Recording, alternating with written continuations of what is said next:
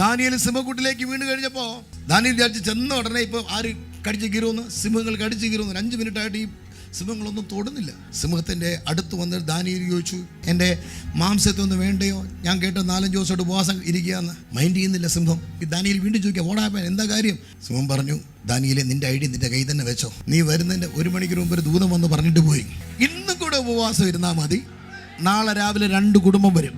ശത്രുക്കൾക്ക് മുമ്പാകെ മേശ ഒരുക്കി. അർത്ഥം, ശത്രുവിന്റെ സ്വഭാവം മാറും. വിശ്വസിക്കുക, ശത്രുവിന്റെ സ്വഭാവം മാറും എന്ന് പറഞ്ഞാൽ നിന്റെ വീട് ഇറക്കി വിട്ടവൻ വിളിച്ചു കയറ്റി പ്രാർത്ഥിക്ക്.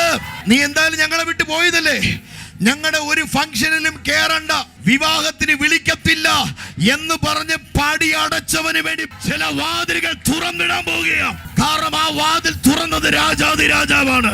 ശത്രുക്കൾ വർദ്ധിച്ചാൽ ദൈവം ഒരുക്കുന്ന മേശയുടെ നീളവും വീതിയും